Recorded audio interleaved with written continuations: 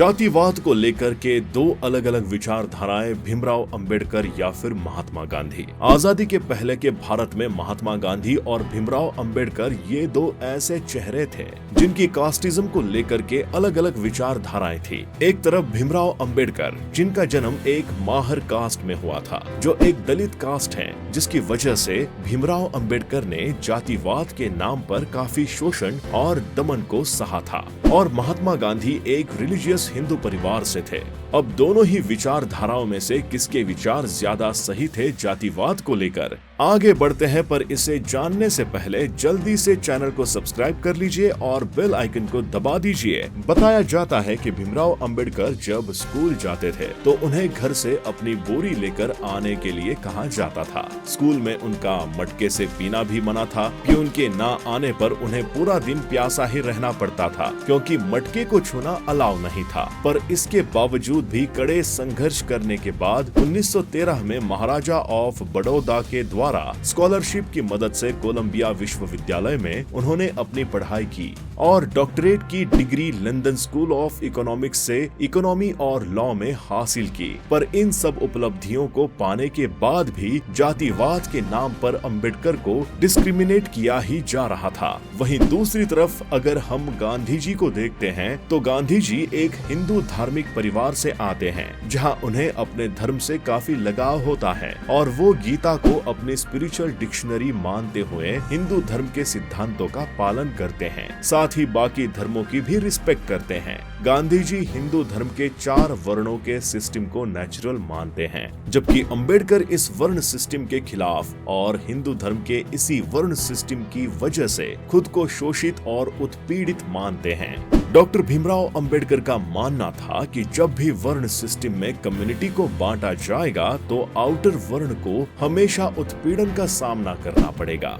Ambedkar casteism के इतना खिलाफ हैं कि वे हिंदू धर्म की निंदा करते थे। दूसरी तरफ गांधी जी शुरुआत में जातिवाद को लेकर ज्यादा फ्लेक्सिबल नहीं थे और उनमें एक कट्टर हिंदुत्व नजर आता था, पर धीरे धीरे उनमें ये फ्लेक्सिबिलिटी आती हुई दिखाई दी। 1932 में गांधी जी ने all India untouchability league foundation को बनाया, जिसका बाद में नाम हरिजन सेवक समूह रख दिया गया। उस समय छुआछूत काफी फैली हुई थी और गांधी जी इस छुआछूत को हटाना चाहते थे, मगर अभी भी गांधी जी अंबेडकर की तरह जातिवाद के खिलाफ नहीं थे। 1924 में गांधी जी ने केरल में वैकोम सत्याग्रह किया था, जो कि दलितों के दमन के अगेंस्ट था। इसमें कई सोशल रिफॉर्मर्स भी शामिल हुए थे, पर इतना सब कुछ करने के बाद भी गांधी जी खुलकर जातिवाद का विरोध नहीं करते थे। वो बहुत कंजर्वेटिव तरीके से चीजों को समझाने की कोशिश करते थे और केवल प्रॉब्लम को हल करते थे, ना कि पूरे के पूरे सिद्धांत को बदलते थे। कास्ट मैरिज के खिलाफ थे। उनके लड़के मणिलाल ने मुस्लिम लड़की से शादी करना चाहा, पर वो इसके सख्त खिलाफ थे। लेकिन 1932 आते आते गांधी जी की राय बदलती चली गई और वो हिंदू समाज में इंटरकास्ट मैरिज को हिंदू समाज को मजबूती देने का एक सोर्स मानने लग गए और उन्होंने अपने आश्रम में 1946 में हर एक लड़की को हरिजन लड़के से ही शादी करने के सुझाव देने शुरू किए। गांधी जी जहाँ जातिवाद को लेकर बाद में फ्लेक्सिबल हुए, वही B.R. अंबेडकर हमेशा से ही हिंदुत्व के जातिवाद के खिलाफ नजर आते दिखाई दिए और उन्होंने 1935 में एक कॉन्फ्रेंस में ओपनली हिंदू धर्म को छोड़ने की घोषणा की और बाद में उन्होंने 1956 में बुद्धिज्म को अपना लिया।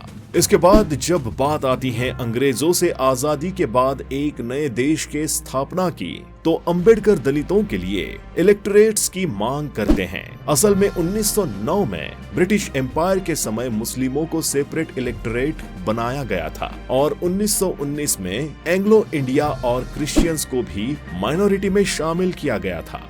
ये एक ऐसी व्यवस्था थी जिसमें एक खास जाति जैसे केवल दलित ही इलेक्शन में वोट डाल सकते थे। वहीं दूसरी तरफ गांधी जी सेपरेट इलेक्टोरेट्स का विरोध करते हैं। अंग्रेज यहाँ पर वापस से डिवाइड एंड रूल का फॉर्मूला अपनाते हैं और 1932 में अंग्रेज माइनॉरिटी रहेगी इसे अलाउ कर देते हैं और साथ में दलितों की अलग से सेपरेट इलेक्टोरेट रहेंगे ये भी तय कर दिया जाता है। पर गांधी जी इसके विरोध में अनशन पर बैठते हैं और तब गांधी जी और B.R. अंबेडकर एक जॉइंट इलेक्टोरेट की व्यवस्था को लेकर के आते हैं।